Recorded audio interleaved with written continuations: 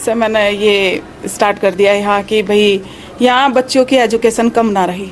हम बउओं को भी मानेंगे, बच्चियों को भी मानेंगे, सभी को मानेंगे और ये संघर्ष साथ चलता रहेगा और हम जुड़ते जाएंगे, संगठन बड़ा होता जाएगा। तो एजुकेशन के मामले में अपने गांव को मैं पीछे नहीं छोड़ूंगी, चाहे मुझे किसी हद तक जाना पड़े। हमारी प्रेरणा, गीता की प्रेरणा, सुभाष की प्रेरणा, सबकी मिलकर और हम कुछ करें इन बच्चों के लिए और ये बच्चा फूल बनकर बहुत सुंदर सुंदर बहके कि ऐसे ही घर के काम में उलझे ना रहे। तो हमने एक संकल्प लिया है कि जो पढ़े लिखे बच्चे हैं, बेटियां हैं, बहुएं हैं, उनको आगे लाया जाए और इसको ज़्यादा से ज़्यादा लेवल तक अच्छा एक ज्ञान भी प्राप्त करें।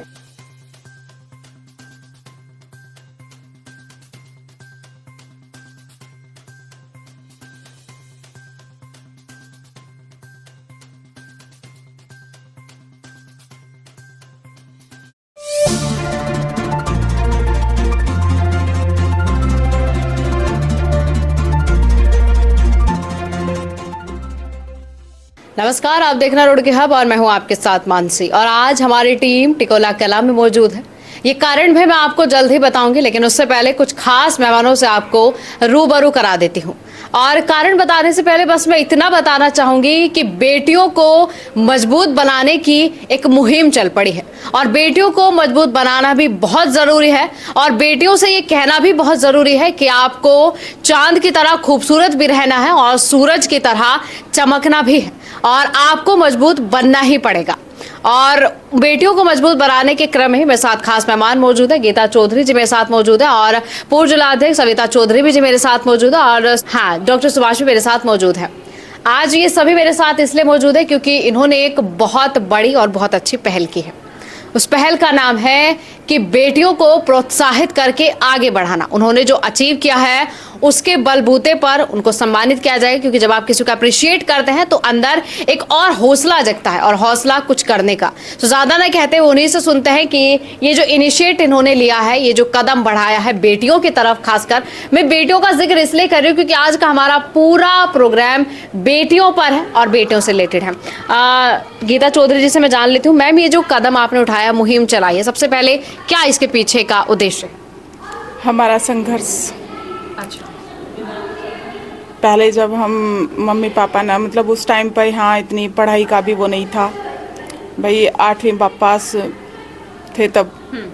तो बस उसी बात को लेके फिर मुझे लगा, मैं वहाँ से मेरी शादी हुई 8वीं करने के बाद, फिर मेरे हस्बैंड ने मुझे सपोर्ट किया, इतना ज़्यादा सपोर्ट किया कि मैं आज यहाँ हूँ।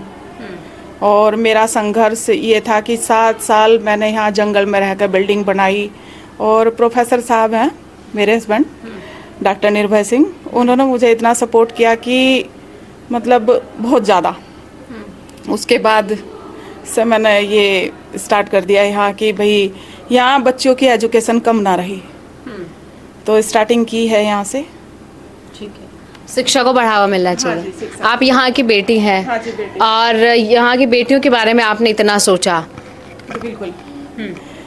और फिर बुआ जी ने मुझे सहयोग दिया, सविता चौधरी जी हैं मेरे साथ, तो इन्होंने मुझे बताया कि भाई आपको और हमको ऐसे उठना है और ऐसे साथ चलेंगे हम सब लोग मिलके, तो बाकी लड़कियों को भी, इन छोटी बच्चियों को भी सपोर्ट मिलेगा। और जो लड़की हमारे गांव की है जिन्होंने काफ़ी संघर्ष किया, और बस उन्हें साथ लेके चलने के विचार हैं। ठीक है गीता जी, आज के प्रोग्राम के बारे में थोड़ा बताइए।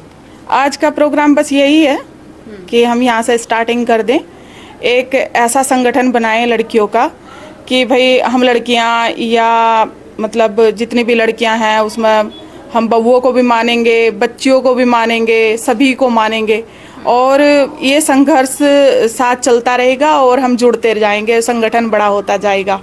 तो विचार तो बहुत ऊंचे हैं और करना भी बहुत ज़्यादा चाहती हूँ। इतना तो यहाँ तक तो आई हूँ, लेकिन बस मुझे अपनी बुआ जी सविता चौधरी जी और डॉक्टर सुभाष चौधरी जी, इनका सहयोग चाहिए। इसलिए मैं इन्हें यहाँ लेके आई हूँ कि मुझे अच्छा सहयोग देंगी और मुझे उम्मीद है कि मैं और ज़्यादा ऊपर कार्य करूँ। ठीक है, आप सविता चौधरी से बात कर लेते हैं। हाँ जी बताइए। एजुकेशन को बढ़ावा दूँ।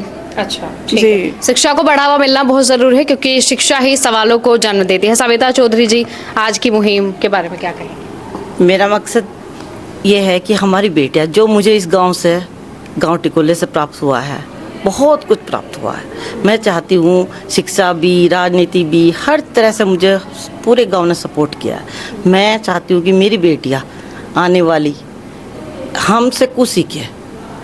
हमारी प्रेरणा, गीता की प्रेरणा, सुभाष की प्रेरणा, सब की मिलके और हम कुछ करें इन बच्चों के लिए, और ये बच्चियाँ फूल बन के बहुत सुंदर सुंदर बहके।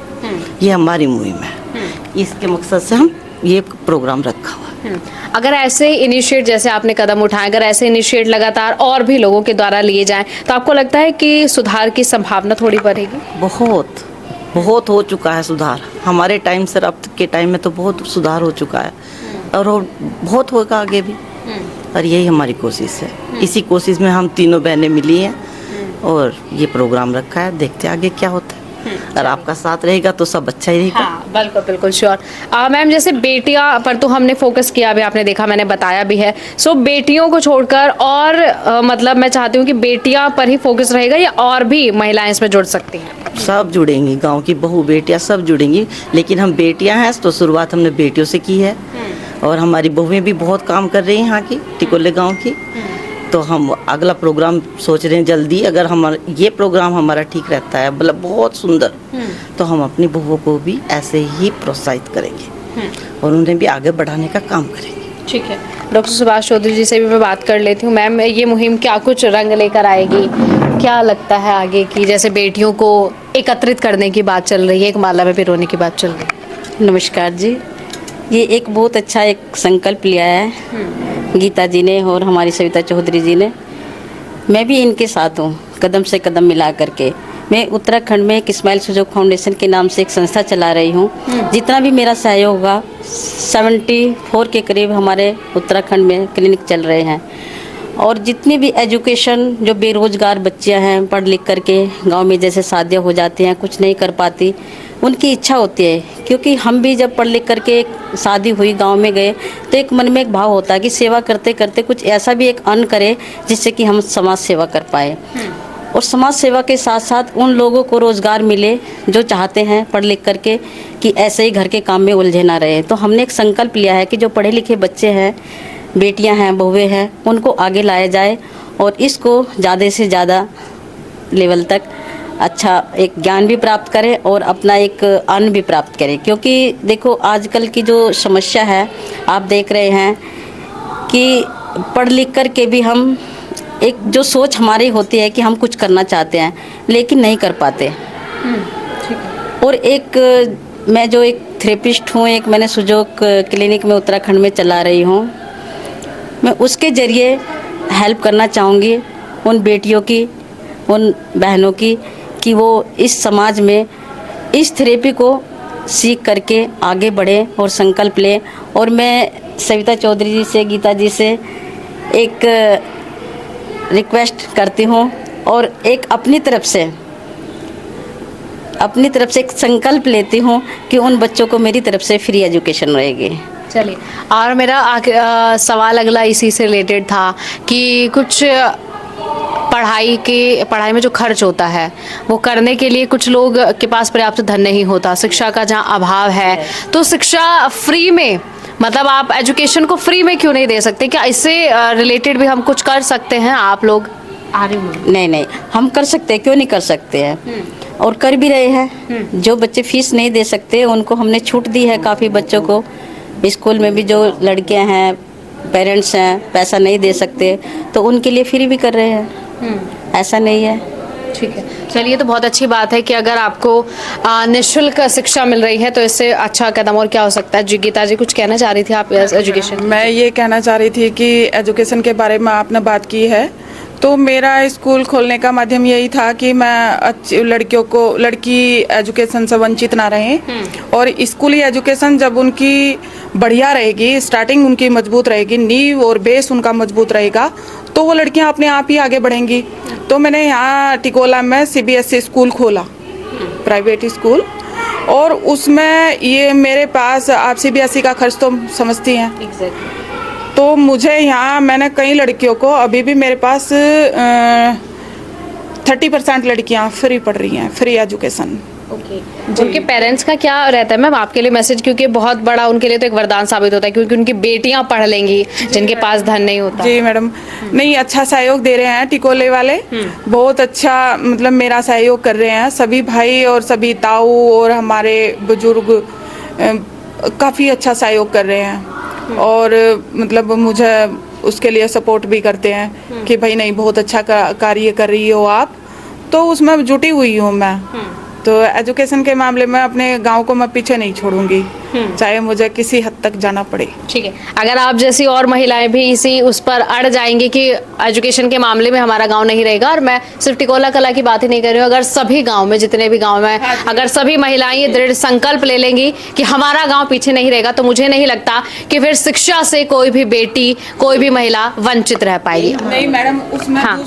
दूसरे गांव भी जुड़े हुए हैं, काफ़ी मतलब मेरे साथ जुड़े हैं, उसमें जितनी भी लड़कियां की हो सकती है मैं तो उसमें भी मेरा फ्री एजुकेशन चल रहा है। आज का मकसद यही है, है आज का हमारा मकसद यही है कि हम बेटों को आगे लाएं और उन्हें बताएं कि क्या करना चाहिए तुम्हें अपने जीवन में। तो इसीलिए हम इकट्ठे हुए हैं, हमसे सीखें, वो हमसे सीखे, हमसे प्रेरणा ले, गीता से ले, सुभाष से ले, मुझसे ले, और इसी मकसद से हम ये अपना सब को इकट्ठा करके एक माला में पिरो कर उसका एक बहुत सुंदर सा गुलदस्ता तैयार कर रहे हैं। और ये सबको प्रेरणा मिलेगी इससे, हर लड़कियों को, ये नहीं कि टिकोले से, पूरे क्षेत्र में पूरे क्षेत्र। हम चाहते हैं कि ये मैसेज आपके जरिए ये सब पहुँचे कि ये काम सबको करना चाहिए। ठीक है, अब बेटियां शिक्षा से वंचित नहीं रहेंगी, उसके बाद हम आपको प्रोग्राम दिखाते हैं, बेटियों को सम्मानित किया जाएगा, और भी टिकोला कला से बेटियां आई हुई हैं यहाँ पर, उनसे भी बातचीत करेंगे कि आपको क्यों लगा कि हमें प्रोग्राम में जाना चाहिए और साथ मिलकर खड़े होना चाहिए।